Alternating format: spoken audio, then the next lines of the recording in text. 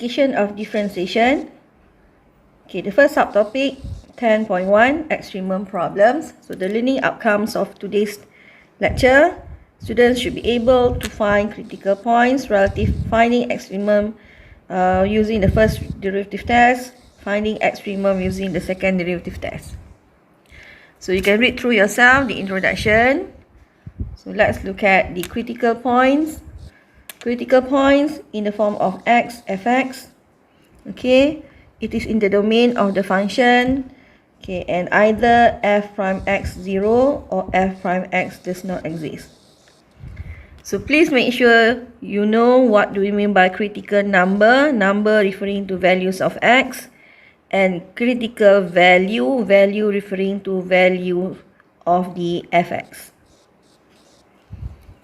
Okay, so we have two conditions. When f prime x 0, that's where we have the tangent to the curve parallel to the x-axis. So we can refer to these diagrams.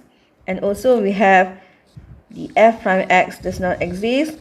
That's when we have the dy dx equals to plus minus infinity, or dy dx does not exist. So you can also refer to these graphs. Let's continue to the first example. Find the stationary points and stationary values of the function fx here. Okay, the first step is you need to get your f prime x. So differentiate fx, you will get 6x squared minus 6x minus 12.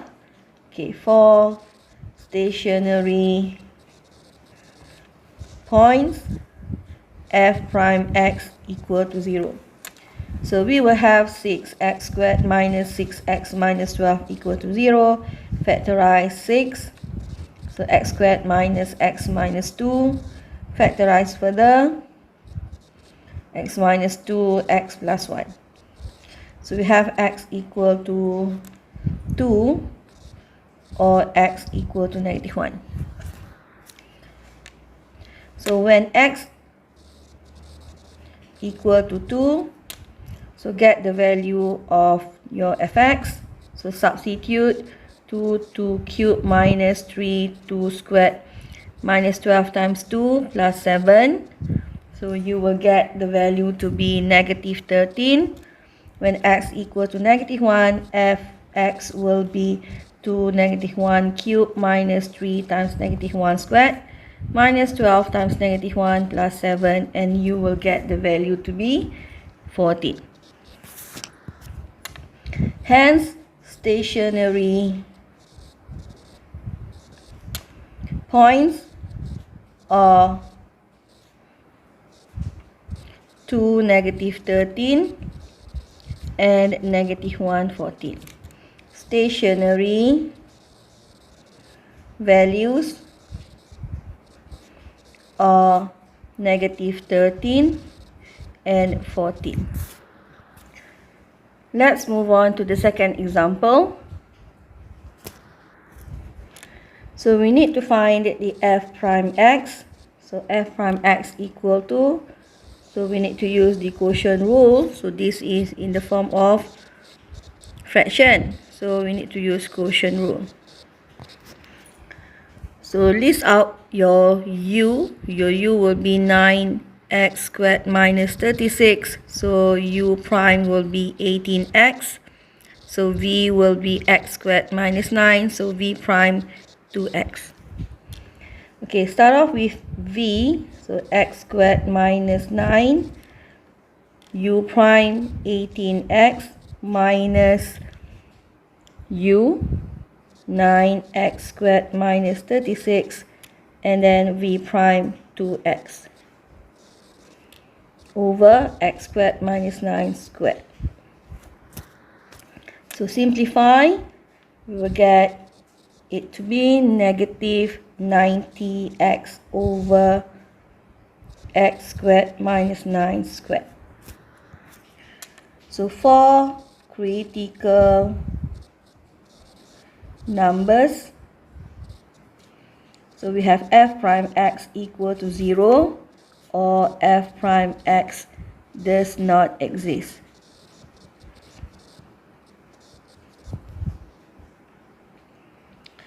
So negative 90x equal to 0, you will get x 0.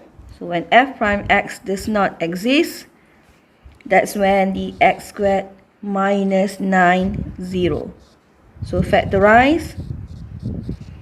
Okay, x minus 3, x plus 3.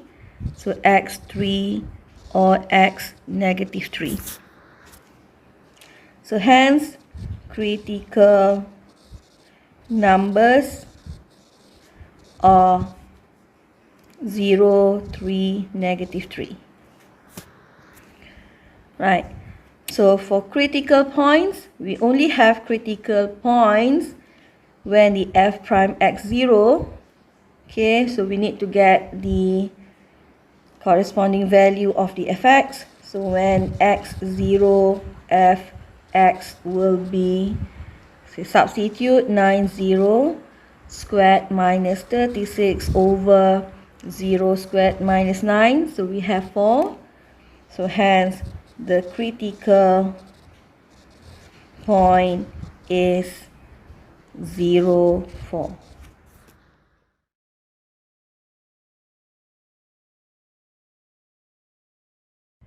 First derivative test.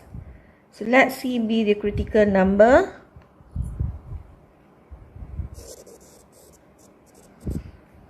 Okay, so f is continuous at x equals to c and differentiable on the open interval I containing c. Okay, f prime x changes from positive to negative at c, so it is relative maximum.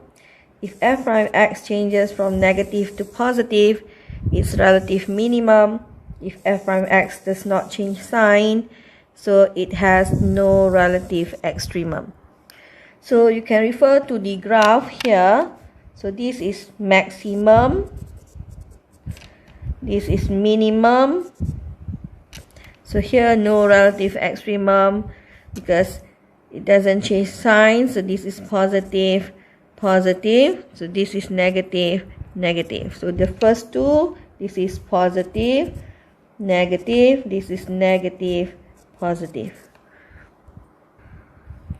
Okay, so the step to use the first derivative test.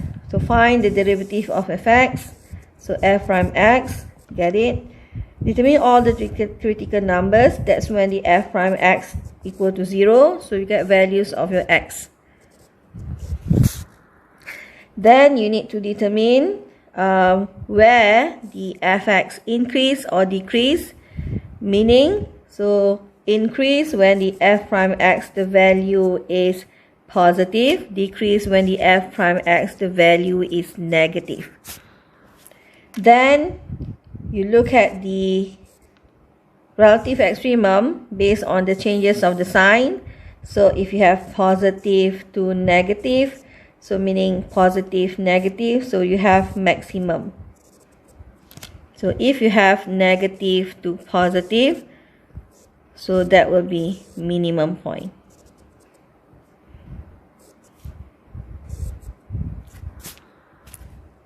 Right, let's continue with the first example.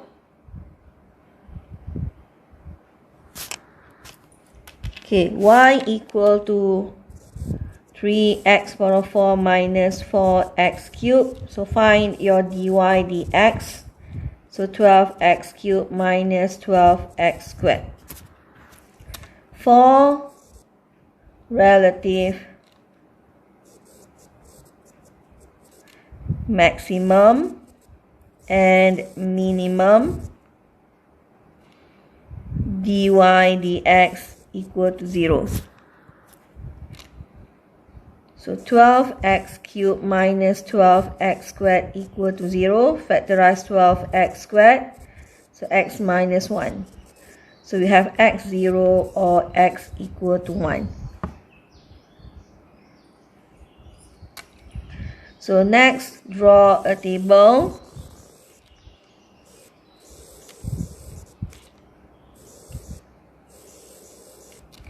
So this is interval. So you have 0, you have 1. So this is between 0 and 1. This is 1 to infinity, negative infinity to 0. Okay, second row, we have x. So this is half. We have here 2, we have negative 1. So this is where we have the dy dx and conclusion.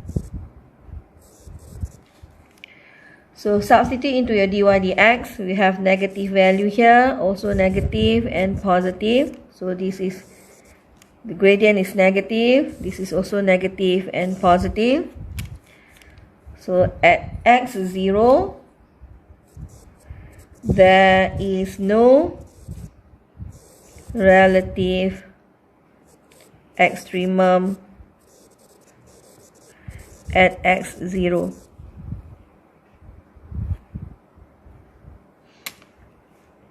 But x equal to 1, so you have the minimum point. So let's find the value of the y. So when x0, no, when x1, so y equal to 3, 1, power of 4 minus 4 times 1 cubed. So you get negative 1. So hence, the relative minimum point is 1, negative 1.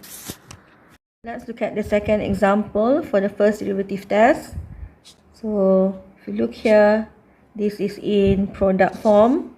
So we need to use product rule. So we're going to let u to be 3x plus 2. So u prime is 3. So v is e negative x. So v prime is negative e negative x. So f prime x will be 3x plus 2 times negative e negative x plus e negative x 3. So factorize e negative x. So negative of 3x plus 2 plus 3. So we have e negative x 1 minus 3x. So bring down the e negative x. So we have 1 minus 3x over ex.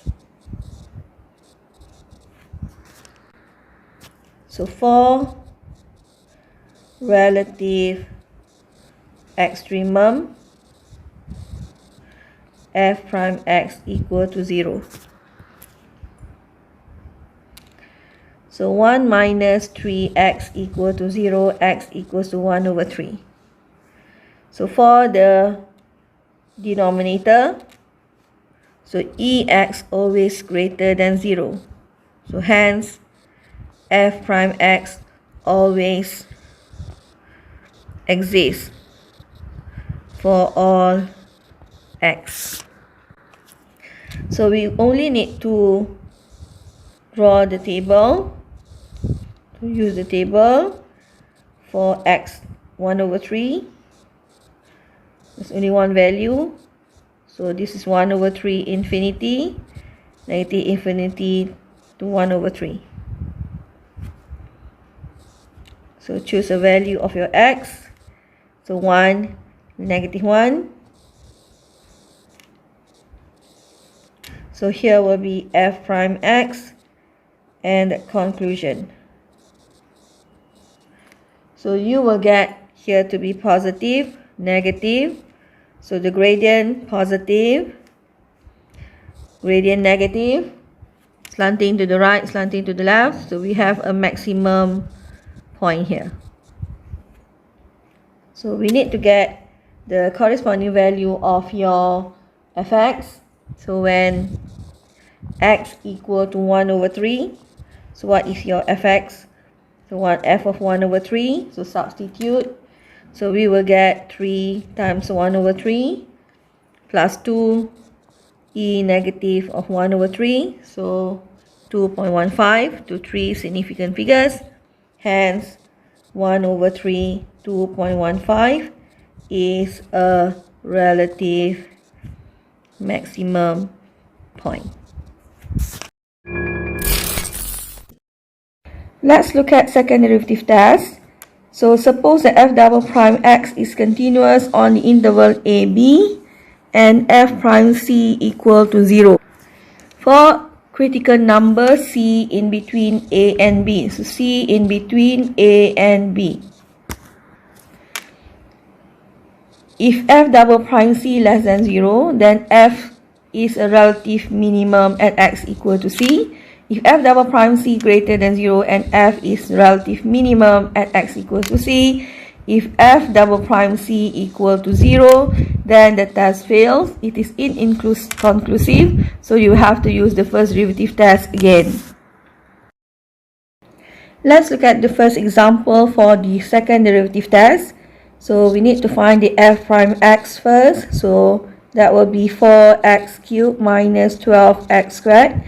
So for relative extremum, so f prime x equal to 0. So we have 4x cubed minus 12x squared equal to 0. Factorize 4x squared, so we have x minus 3 equal to 0, x equal to 0 or x equal to 3. Next, we need to find the second derivative. So that will be 12x squared minus 24x. Substitute your x equal to 3 first. So f double prime 3. 12 3 squared minus 24 times 3. So we will have it to be 36, which is greater than 0. So this is minimum point. Let's find the corresponding value of the fx. So f3 will be 3 power 4 minus 4 times 3 cubed. So we will get this to be negative 27. Hence, 3 negative 27 is the local minimum point. Next, we look at x equal to 0. So f double prime 0, we will have 12 0 squared minus 24 times 0, which is 0. So this is inconclusive. So we need to use the first derivative test. So plot the table.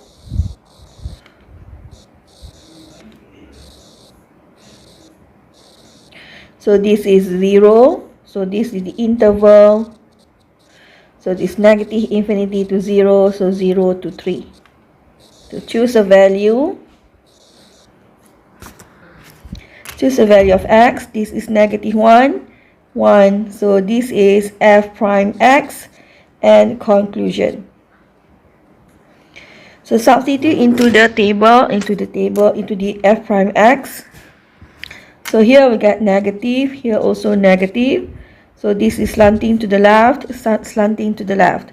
So there's no changes.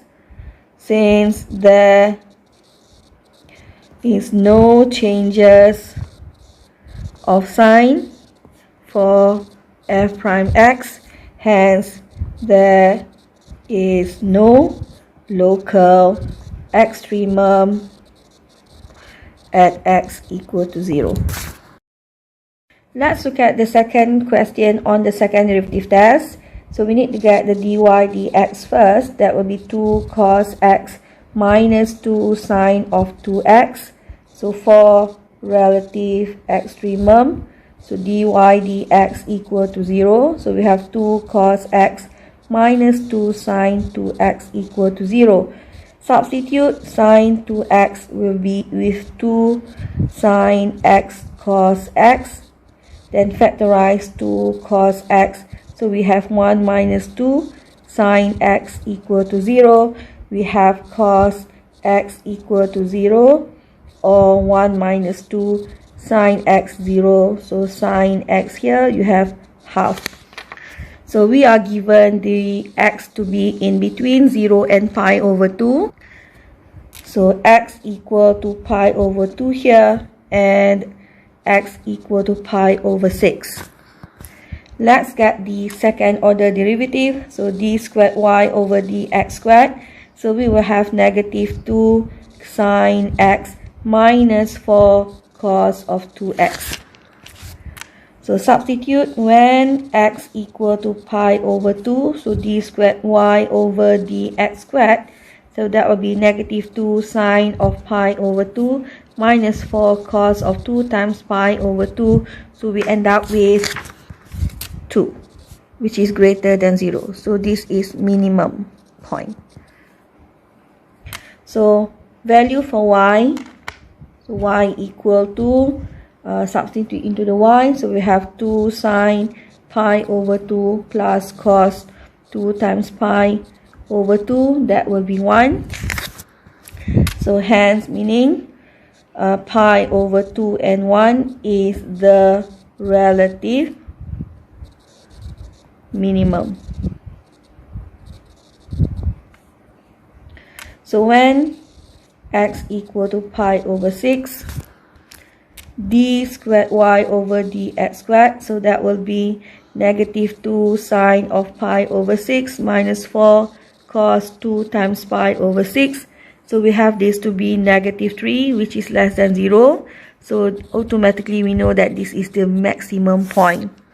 Find the corresponding value for y. So 2 sine of pi over 6 plus cos 2 times pi over 6. So we have this to be 3 over 2. So hence pi over 6, 3 over 2 is the